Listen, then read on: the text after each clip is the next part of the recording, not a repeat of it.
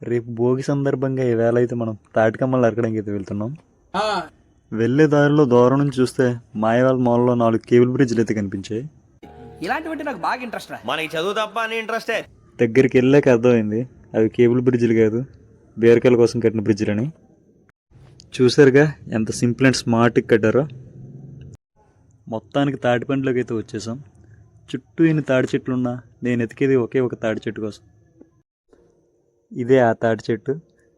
ఈ చెట్టే ఎందుకురా ముంజా అని అనుకోకండి మచ్చా. చూసారు కదా తాటికాయలు. తాటికమ్మలతో పాటు తాటికాయలు కూడా కలిసి వస్తాయని ఈ చెట్టు సెలెక్ట్ చేశా.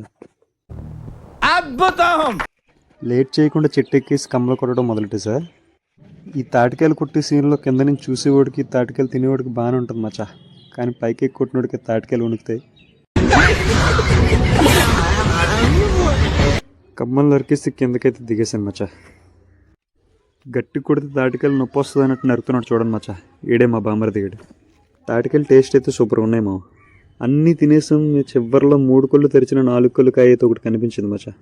అది చూస్తే ఇంకా ముచ్చటేసింది. ఇంకా అక్కడి నుంచి బయలుదేరిపోయి పుచ్చ తోటలో పువ్వుల్ని పింజుల్ని కాసేపు అయితే పరిశీలించా. వచ్చిండా సైంటిస్టు. ఇంతలో మా ప్లేయర్లు ఫోన్ చేసి క్రికెట్ ఆడదాం రారా అని పిలిచారు. మా టీం క్యాప్టెన్ నేనని మీకు తెలియాలని కెమెరా ముందు కొంచెం అతిమింగా వేసిన ఫస్ట్ బాల్ మిస్ఫీల్డ్ అయి 4కి మింగింది. సెకండ్ బాల్కి అయితే వికెట్ పడ్డది మచ్చా. కానీ మా కెమెరామ్యాన్ గారు టెక్నికల్ ఇష్యూ అనేసి ఏదో సొలి చెప్పారు.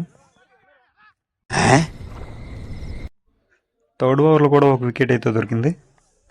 నా స్పెల్ 3 ఓవర్లు పూర్తయ్యేసరికి 14 రన్లు ఇచ్చి 3 వికెట్లు అయితే తీసాను మచ్చా. 1 డౌన్ బ్యాటింగ్ అయితే దిగాను మచ్చా. స్ట్రైట్ 6 కొడదామని చూసి స్ట్రైట్ క్యాచ్ అయితే ఇచ్చేసా. ఇంతకాటికి నాకు కెప్టెన్సీ 3 ఓవర్ల స్పెల్ 3 వికెట్లు 300 బెట్టు బొక్క.